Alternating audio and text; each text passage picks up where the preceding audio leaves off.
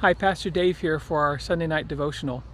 And this Sunday before Memorial Day, it's appropriate for us to think about those who have paid the ultimate price, serving in the armed forces and giving their lives in the defense of this country.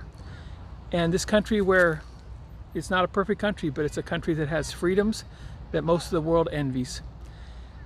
It's good to remember them and also remember their families that have had to say goodbye.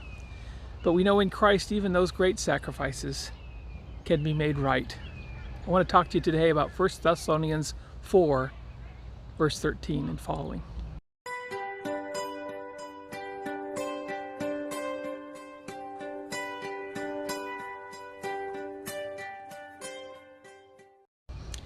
So how do we deal with it when we've lost a loved one? I think there's no easy way to deal with it, but there are answers that we know are true and that make it bearable.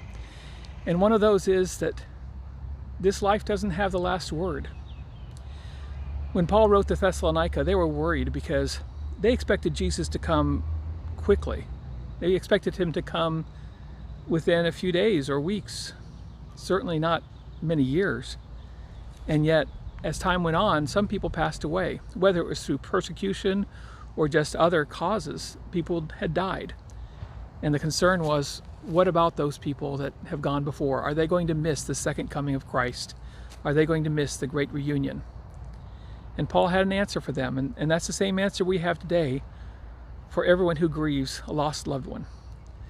1 Thessalonians 4:13 and following says, "Brothers and sisters, we do not want you to be uninformed about those who sleep in death, so that you do not grieve like the rest of mankind who have no hope. For we believe that Jesus died and rose again, and so we believe that God will bring with Jesus those who have fallen asleep in him.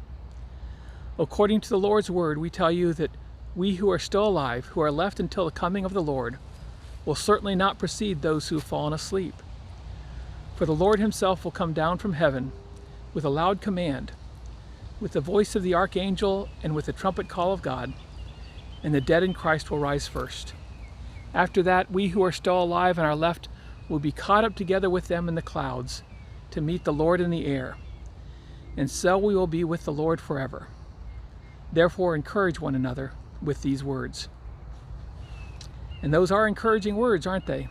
In fact, they're the only kind of words that can encourage us when we face the ultimate sacrifice and the ultimate loss of someone we love deeply. The answer for Paul is, those we've said goodbye to, we know where they are. They're with Christ. And when he comes again, they're not going to miss it because he's bringing them with him. And those who are still alive in Christ, they'll be called up and will meet together in the air. What an amazing reunion that will be. Not only to be reunited with those that we've loved on this earth for years and maybe have missed them for years. We're going to be meeting them in the air, and we're going to meet them with Jesus. That's an encouraging thing this Memorial Day weekend.